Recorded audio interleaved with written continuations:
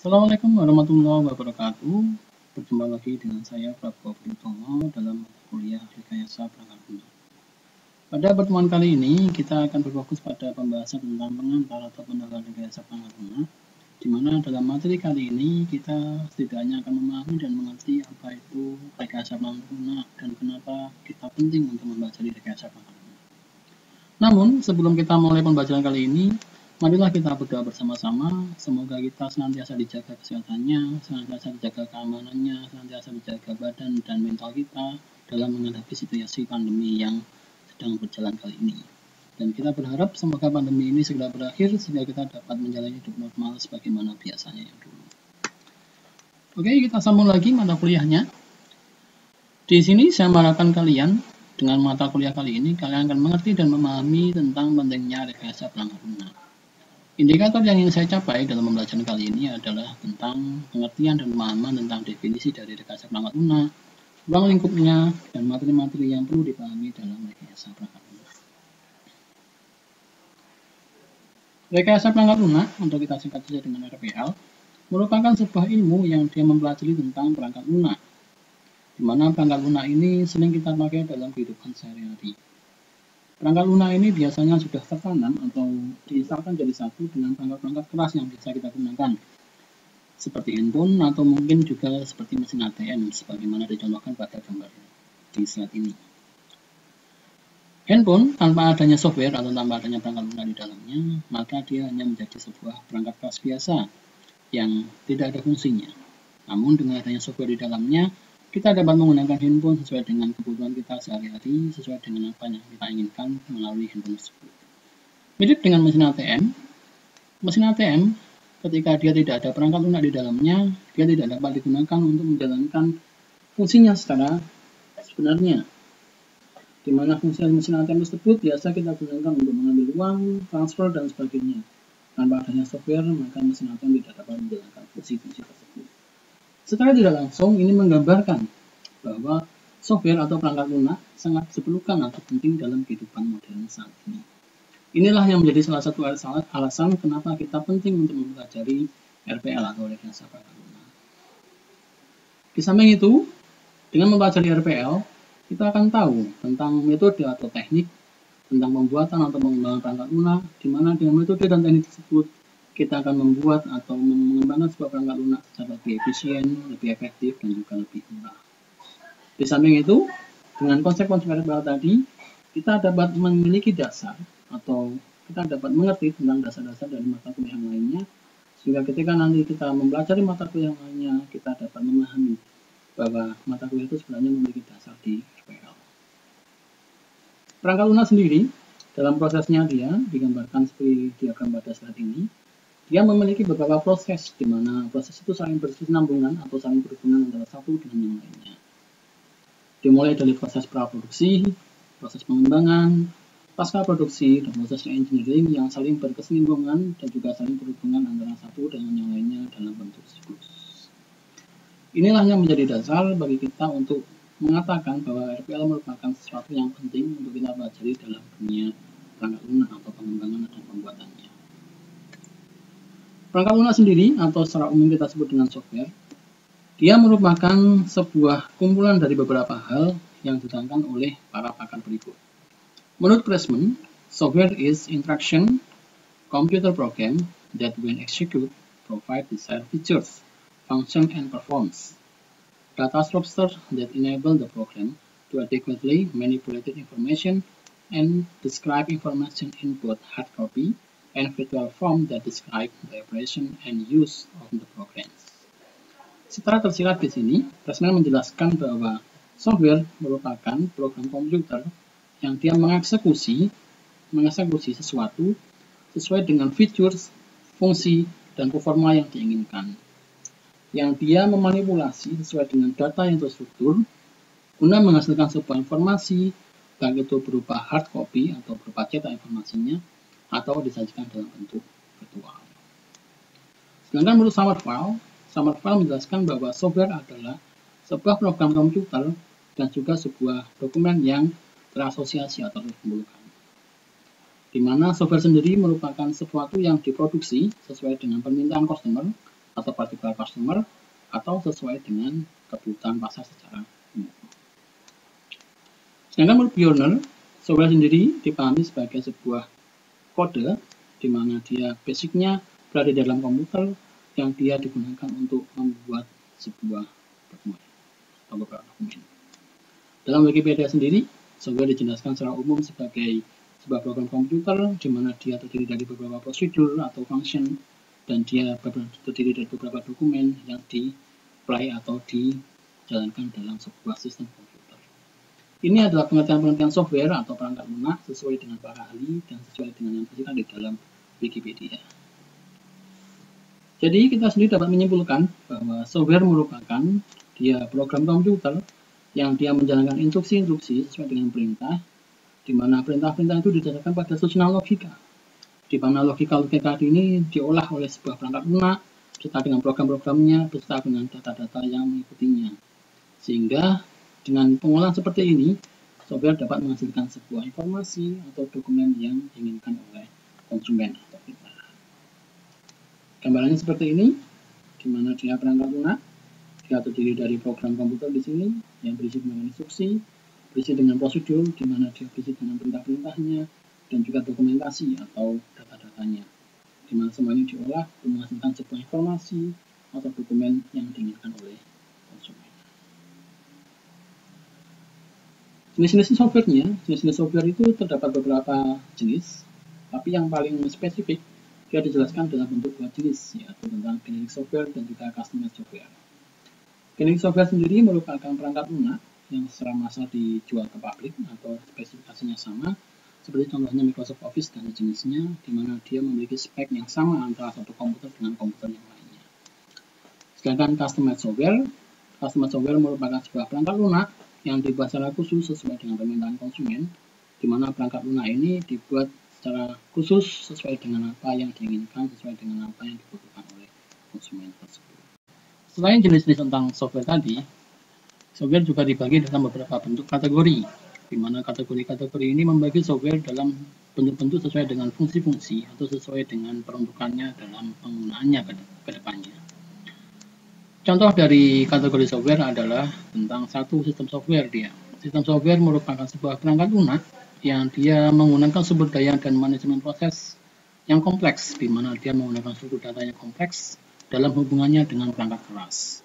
Biasanya sistem software di sini merupakan software-software yang sifatnya basic atau software-software yang sifatnya dia digunakan dalam perangkat keras. Contohnya adalah operating system atau driver atau mungkin tentang networking.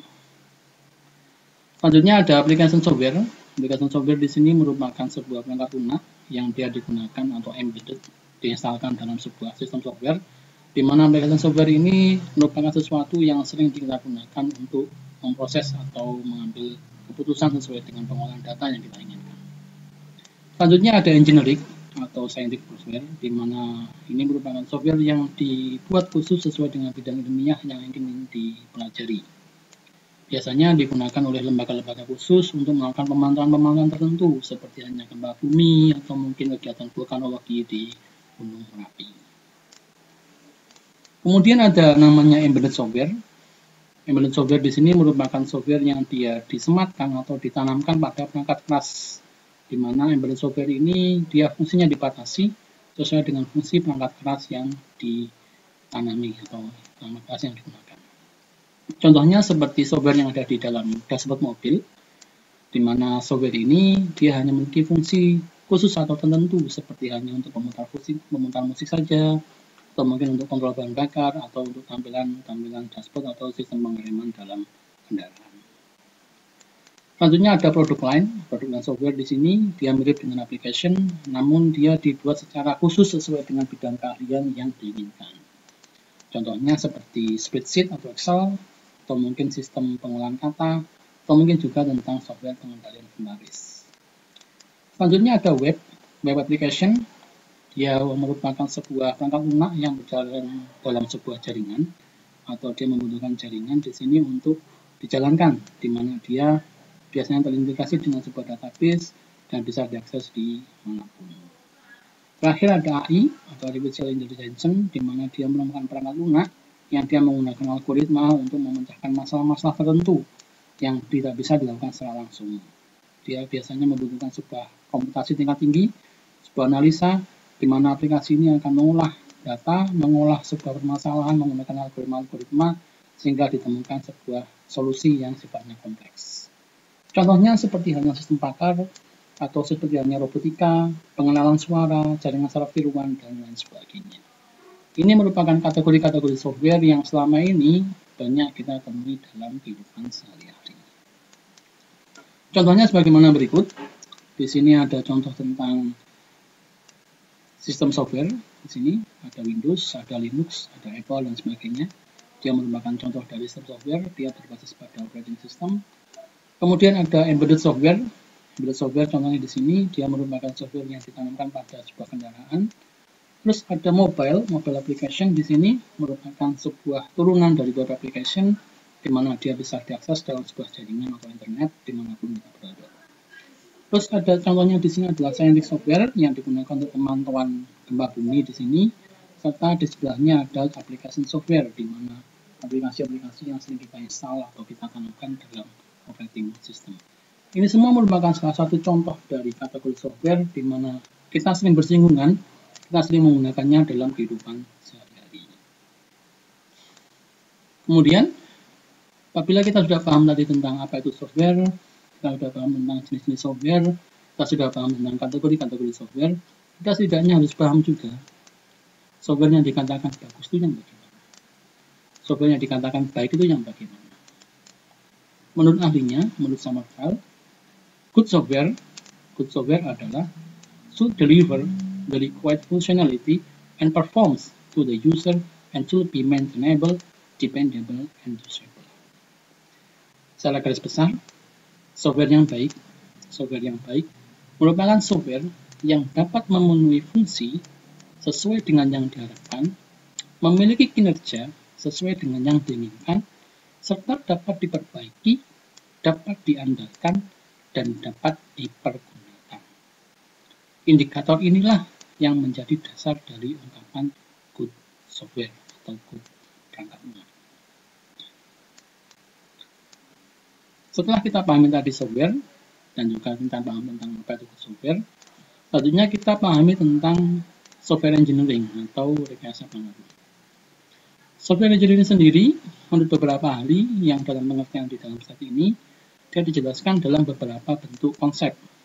Menurut Summerville, software engineering is engineering discipline which is concerned with all aspects of software production from the early stage of system specification through to maintaining the system after it has gone into use. Secara garis besarnya, software engineering atau RPL merupakan sebuah ilmu engineering atau ilmu teknik yang dia berfokus pada segala aspek tentang produksi software, mulai dari proses atau step paling bawah, paling awal, sampai dengan spesifikasi tentang sistem, termasuk juga tentang maintain atau perbaikan sistem, sampai dengan sistem itu dapat digunakan. Dengan menurut IEA, software engineering is defined the application of systematic, disciplines, quantitable approach to develop, operation, and maintaining software. Sama dengan Summerville tadi, dia berfokus pada software engineering atau RPL merupakan sebuah aplikasi yang dia dapat berjalan secara sistematik, dipelajari, berfokus pada kuantitas tentang pembuatan, pengoperasian, dan perbaikan software atau perangkat lunak. Jadi, secara harfiah kita dapat menyimpulkan rekayasa perangkat lunak atau software engineering merupakan sebuah disiplin ilmu yang mencakup segala hal yang berhubungan dengan proses pengembangan perangkat lunak sejak dari tahap perancangan hingga tahap implementasi serta pasca implementasi atau tentang maintenance, sehingga siklus hidup dari perangkat lunak dapat berlangsung secara efisien dan terukur. Ingat, efisien dan terukur dalam artian kita kedepannya tentang pembuatan perangkat lunak kita harus menjalankan dua prinsip ini, yaitu efisien dan terukur, sehingga kita dapat menghitung resiko-resiko yang mungkin timbul dari proses pembuatan dan proses pengembangan perangkat lunak. Ini adalah pengertian dari software engineering atau rekayasa perangkat lunak menurut beberapa ahli dan juga menurut kesimpulan yang bisa kita dapatkan. Dalam pelaksanaannya atau dalam kegiatannya, rekayasa perangkat lunak didasarkan pada 4 aktivitas dasar, yaitu tentang software specification sebagai yang pertama, yang dia memuat tentang model-model atau produk-produk software, termasuk juga batasan-batasan. Ketika kita mendevelop software itu kita dibatasi urusan dia berfokus pada fungsi apa, dia berfokus pada peruntungan apa, itu ada batasan-batasannya. Yang kedua tentang software development, ini berfokus tentang desain produk, desain softwarenya, berfokus dengan proses programmingnya atau proses pembuatannya, dan berfokus pada proses bagaimana pembentukan software itu. Selanjutnya ada software validation. Software validation di sini dia berfokus pada proses uji coba, berfokus pada proses pengecekan, di mana pada proses validation ini kita sudah mulai melibatkan konsumen, kita sudah mulai melibatkan pihak-pihak yang ingin menggunakan software kita. Yang terakhir ada software evaluation, di mana dia berfokus pada proses maintenance atau proses perbaikan, atau proses updating atau proses patch, di mana dia menyesuaikan dengan pengembangan dari kebutuhan konsumen ke depannya. 4 proses dasar inilah yang menjadi dasar dari rekayasa perangkat lunak dalam melakukan proses atau kegiatannya sehari-hari atau proses dalam pengembangan software ke depannya. Secara gambarnya seperti ini, kita memiliki perbedaan bagaimana tentang computer science atau ilmu komputer dibedakan dengan rekayasa perangkat lunak, termasuk juga sistem atau sistem engineering atau pembuatan atau sistem perangkat lunak dengan rekayasa perangkat lunak, itu perbedaannya di sini. Kalau computer science dia berfokus pada teori dan dasar dari ilmu-ilmu komputer, sedangkan tentang software engineering dia akan berfokus pada praktis untuk mendevelop, atau membuat, dan juga mendelivering useful software, dan juga tentang mengembangkan tentang penggunaan software. Sedangkan dalam sistem engineering dia akan berfokus pada semua aspek yang menjadi dasar dari sistem, termasuk juga hardware, software, dan juga proses engineering atau proses pembuatannya. Sedangkan software engineering dia terdiri dari beberapa part atau beberapa tahapan yang sifatnya lebih general dalam hal proses. Dalam prosesnya, dalam proses dari pembuatan perangkat lunak, dalam rekayasa perangkat lunak terdapat sebuah piramida yang dia menggambarkan tentang bagaimana perangkat lunak itu harus dibuatkan. Dasar dari piramida tersebut atau dasar dari pembuatan perangkat lunak adalah tentang fokus pada kualitasnya, di mana perangkat lunak itu harus dibuat dengan berdasar pada kualitas yang diharapkan, berdasar pada kualitas yang ingin dijaga, berdasar pada kualitas yang ingin dicapai di situ. Kemudian dia menggambarkan sebuah proses dari sebuah perangkat lunak yang dia didasarkan pada apa yang diharapkan oleh konsumen, apa yang diinginkan oleh konsumen di situ. Selanjutnya dia didasarkan pada sebuah metode atau proses yang ingin dicapai dalam perangkat lunak itu, di mana dengan metode ini nanti akan didapatkan sebuah hasil atau sebuah informasi atau sebuah dokumen yang diinginkan dari perangkat lunak yang dibuat. Yang terakhir adalah tentang utilitas atau tentang manfaat dari perangkat lunak itu menjadi sebuah puncak, menjadi sebuah sesuatu yang menjadi top atau menjadi sesuatu yang paling diinginkan dalam pembuatan perangkat lunak ini, di mana utilitas ini harus mampu memenuhi apa yang diinginkan oleh konsumen, harus mampu memenuhi apa yang diharapkan oleh konsumen dalam pembuatan perangkat lunak. Piramida inilah yang menjadi dasar dari pembuatan perangkat lunak di dalam proses rekayasa perangkat lunak. Dalam pembuatan perangkat lunak ada beberapa karakter yang harus dipenuhi, di mana karakter-karakter produk ini dia menjadi dasar atau menjadi elemen-elemen yang harus dipenuhi dalam perangkat lunak yang dibuat. Yang pertama adalah tentang pemeliharaan, di mana perangkat lunak ini harus didesain sedemikian rupa sehingga dalam pengembangannya dia dapat dilakukan pemeliharaan secara terus-menerus terhadap kebutuhan atau dapat berkembang sesuai dengan kebutuhan pelanggannya. Yang kedua, dia memiliki karakter tentang ketergantungan dan juga keamanan, di mana ketergantungan ini mencakup tentang keandalan dari perangkat lunak, mencakup tentang keamanan perangkat lunak, dan mencakup tentang keselamatan perangkat lunak ketika digunakan oleh konsumen.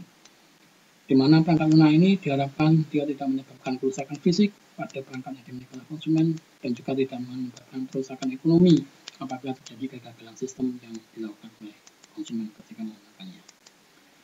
Selanjutnya ada proses efisiensi, di mana efisiensi di sini mengharapkan adanya tidak ada proses-proses yang boros pada penggunaan perangkat lunak, tidak ada proses-proses yang mengganggu dalam penggunaan perangkat lunak, dan juga tidak ada proses-proses yang menyebabkan dia delay atau daya waktu penggunaannya yang lama dalam menggunakan perangkat lunak ini.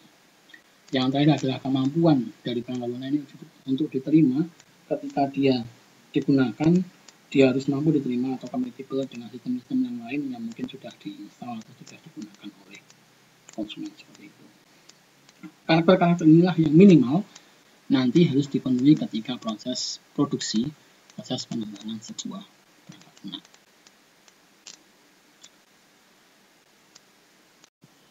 Setelah kita memahami tadi tentang software engineering, tentang software, kita akan melangkah ke istilah tentang yang terdapat di dalam software engineering tersebut, di mana pelaku dari software engineering ini disebut dengan software engineers atau seorang engineer.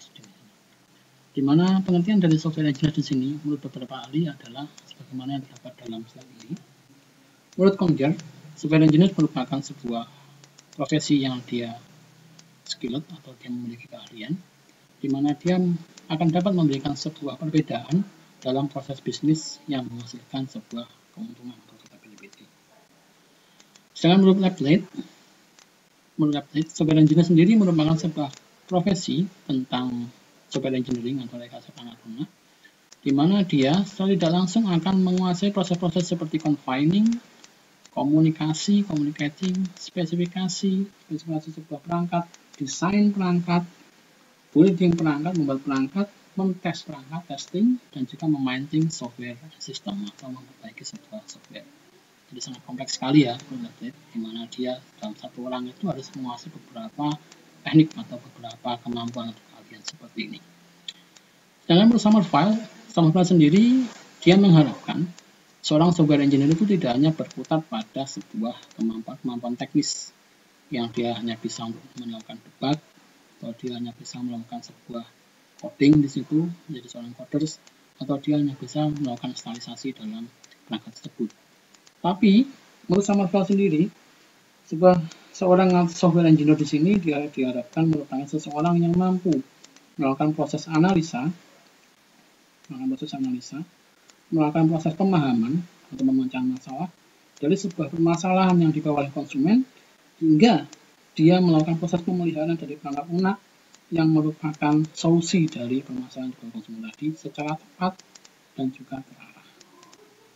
Jadi dia harus paham ketika dia konsumen datang, dia menganalisa permasalahan konsumen, dia memahami permasalahan konsumen, dia memecahkan permasalahan konsumen, dia mengembangkan sebuah perangkat lunak yang menjadi pemecahan masalah dari konsumen tadi, termasuk dia melakukan proses instalisasi dan melakukan proses pemeliharaan dari perangkat lunak yang dilakukan pemecahan masalah tadi secara tepat dan juga terarah.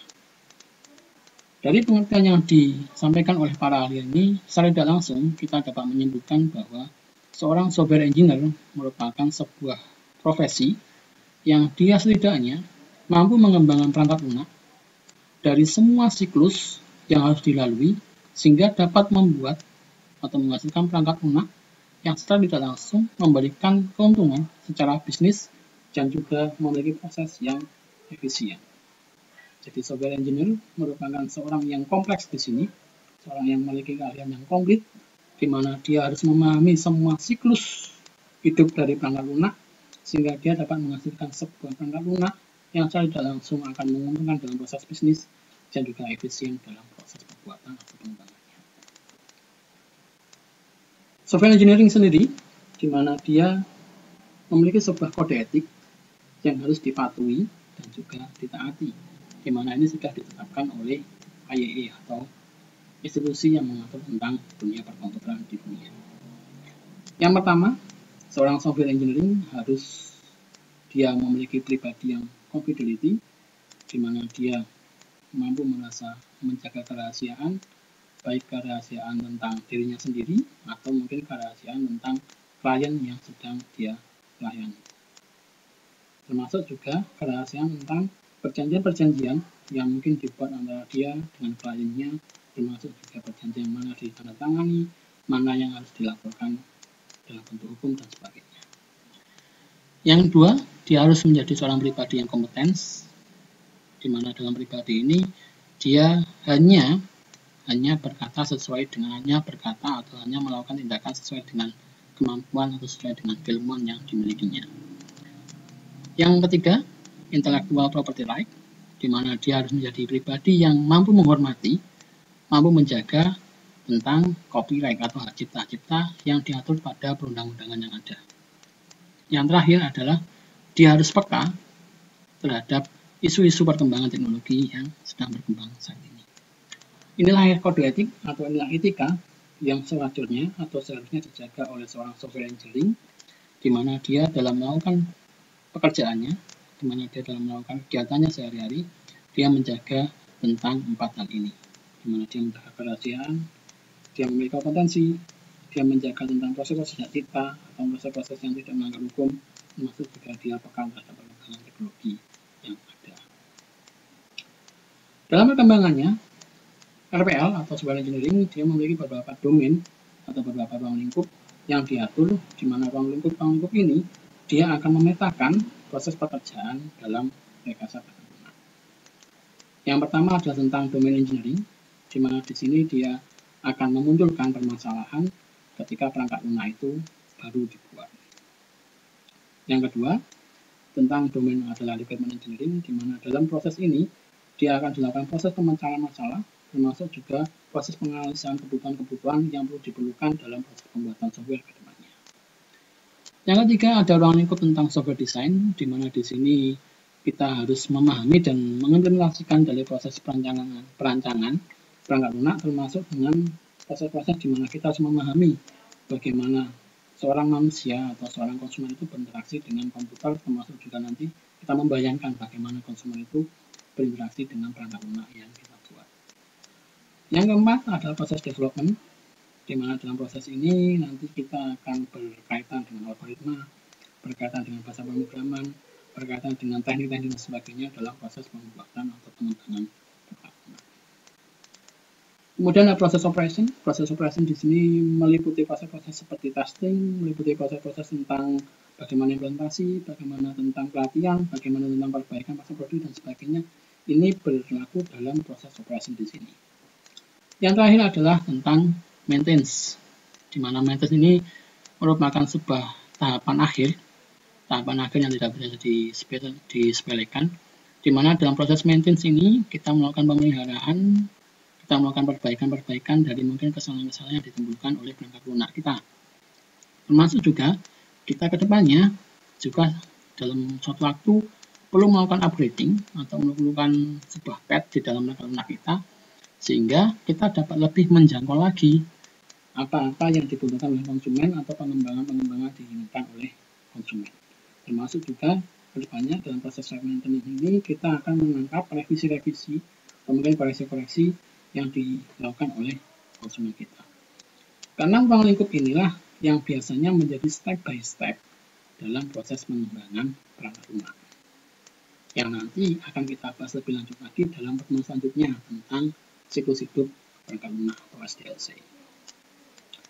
Ini adalah gambar dari sebuah hubungan antara unsur-unsur perangkat lunak di sini, di mana di sini ada software engineer atau pengembang perangkat lunak, ada perangkat lunaknya sendiri, ada penggunanya dan juga konsep RPL-nya. Di mana software engineer dia akan mengembangkan sebuah perangkat lunak dengan berdasar pada konsep RPL yang dia kuasai, dia pahami, di mana dia memahami konsep RPL ini digunakan untuk memahami bagaimana seorang pengguna atau konsumen sesuai dengan apa yang diharapkan dalam penggunaan perangkat lunak kedepannya. Gambaran ini berhubungan saling berkesinambungan antara satu dengan yang lainnya, di mana ketiga unsur ini, baik itu software engineer, baik itu pengguna atau customer ataupun konsep RPL di sini, saling berkesinambungan, saling berhubungan satu dengan yang lainnya, dan juga saling mengenali satu dengan yang lainnya, dengan harapan nanti kedepannya akan menghasilkan sebuah perangkat lunak yang baik. Sebagai contoh adalah tentang permasalahan yang bisa kita pecahkan dengan menggunakan metode rekayasa perangkat lunak. adalah contoh yang terdapat pada slide ini. Contoh ini merupakan contoh yang umum kita temui dalam kehidupan kita sehari-hari, yaitu tentang penyakit diabetes. Di mana penderita penyakit diabetes ini dia memerlukan sebuah suntikan atau sebuah hormon yang dia harus suntikan setiap hari ke dalam tubuhnya yang bernama insulin, yang digunakan untuk mengatur metabolisme gula darah di dalam darahnya, di mana hormon insulin ini harus disuntikan secara rutin atau setiap hari oleh penderita diabetes sehingga darahnya dapat diukur metabolisme kadar gulanya. Namun yang jadi masalah di sini adalah kadang penderita diabetes akan bingung dosis dari suntikan insulin yang diberikan itu seberapa banyak sih atau seberapa sedikit sih sesuai dengan kondisi badannya pada saat itu. Hal inilah yang dapat kita pecahkan menggunakan metode rekayasa perangkat lunak. Dalam prosesnya kita akan menemui proses seperti ini, di mana perangkat lunak itu dia akan membutuhkan sebuah sensor yang digunakan untuk membaca tentang darah kita, di mana sensor itu nanti akan menganalisa sehingga didapatkan sebuah gambaran tentang kadar gula darah penderita pada saat itu. Kemudian perangkat lunak itu dia akan memproses sesuai dengan kadar gula darah tadi sehingga didapatkan sebuah dosis insulin yang dia dapat sesuaikan dengan gula darah tadi atau kadar gula darah tadi. Kemudian dia akan memerintahkan perangkat lunak tadi kepada sebuah pom atau sebuah pompa dari perangkat lunak tadi atau dari perangkat tadi yang dia akan menyuntikkan atau memumpalkan insulin tadi ke dalam tubuh penderita sesuai dengan dosis yang sudah ditentukan tadi, sehingga akan didapatkan sebuah dosis suntikan insulin yang tepat sesuai dengan kondisi gula darah pada saat itu. Itulah perangkat lunak yang ditujukan untuk dibuat sesuai dengan kasus tentang penderita diabetes tadi. Dan mungkin kita nanti ke depannya akan menemui beberapa kasus yang sama atau beberapa kasus yang mungkin berbeda sesuai dengan apa yang kita temui dalam kehidupan sehari-hari, yang mungkin dapat kita pecahkan dengan menggunakan sebuah metode rekayasa perangkat lunak di sini. Oke, ini merupakan rujukan atau merupakan buku-buku yang saya gunakan sebagai dasar dalam pembuatan materi ini, dan juga saya harapkan kalian memahami atau minimal mendengarlah tentang buku-buku ini. Demikian mata kuliah kita pada hari ini, demikian juga pertemuan kita pada hari ini. Saya harapkan kalian senantiasa baik-baik saja, senantiasa menjaga dirinya, terutama dalam kondisi pandemi saat ini. Dan marilah kita sama-sama berdoa, semoga kondisi pandemi ini cepat berakhir. Mari kita akhiri dengan berdoa bersama-sama, dan saya akhiri pembahasan kali ini. Wassalamualaikum warahmatullahi wabarakatuh.